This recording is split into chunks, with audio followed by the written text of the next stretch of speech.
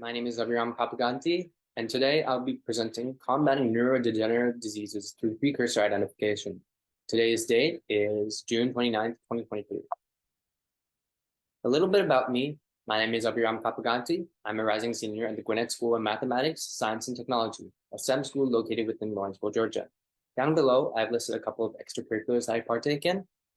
Last year, I did some independent research into anti-androgen-based acne treatments, specifically Winlevi, and this motivated me to do more research. So a couple months ago, I took up an opportunity to serve as a research intern at Georgia Tech, where I looked into precursors of cognitive decline.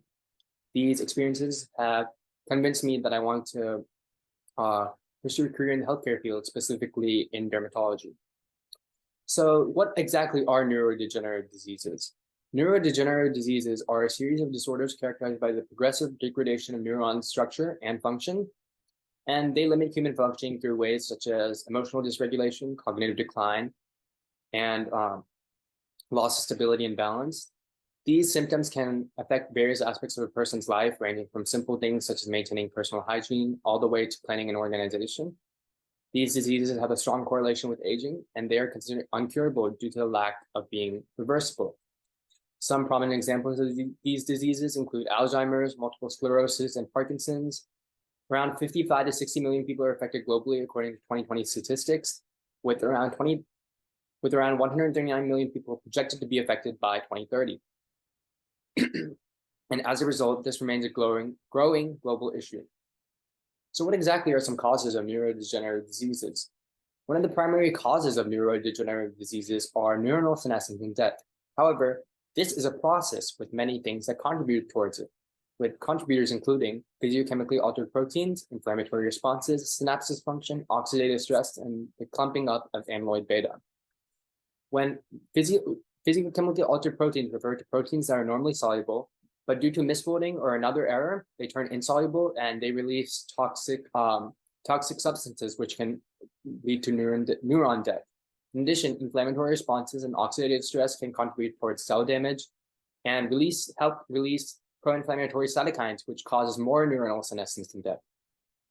On the right, you can see an image of two hemispheres of brain, one which is healthy and one which is affected by severe Alzheimer's disease. So the one affected by severe Alzheimer's disease, you can see it is shrunken and there is much less gray matter. This is a result of atrophication of the brain, which leads to neuronal death and eventually shrinkage. So why exactly are neurodegenerative diseases considered a global health issue? So first of all, let's take a look at scopes on two different levels. Let's take a look at the scope in America, and let's take a look at the scope on a global level. So in the United States, there are around 270,000 deaths per year, and with around 3 million disability-adjusted years due to these diseases also cost $655 billion to manage them. On a global scale, there are 55 to 60 million people affected, and 70% of these afflicted cases are afflicted by Alzheimer's. And the main important part is that as society continues aging, the incidence rates of neurodegenerative diseases increases. According to current population statistics, the number of people that are 60 years or older is less than 1 billion right now, but by 2060, it should be around more than 2 billion people.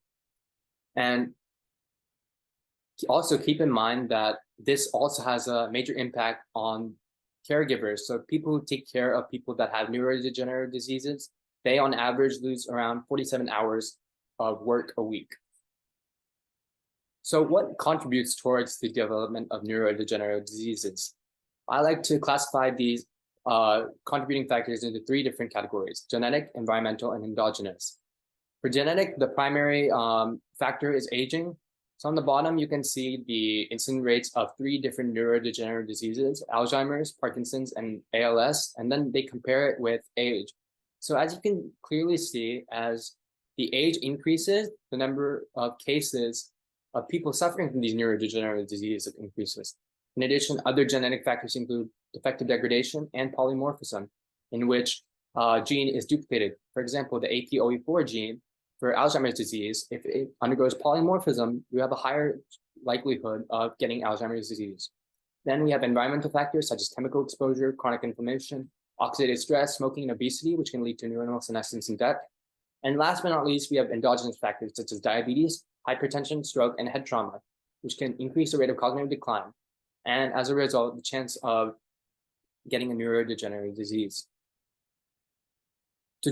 Current responses for neurodegenerative diseases are quite limited. Right now, currently, we use laboratory testing in which blood and genetic testing occur to determine whether one is diagnosed with neurodegenerative diseases. And last, we have imaging scans such as CT scans and MRI. What these scans do is they measure the changes in brain size over time. So if the brain shrinks, then the doctor can infer whether the person has a neurodegenerative disease or not. However, diagnosis testing may not always be administered early on because the symptoms may not always require referral to a doctor. For example, for mild Alzheimer's disease characterized by things such as having trouble planning and forgetting names. Currently, there are management options to manage neurodegenerative diseases, and these are either therapeutic options or supportive options. So therapeutic options mainly deal with symptoms, and supportive care is via caregivers who take care of these people that are suffering these diseases.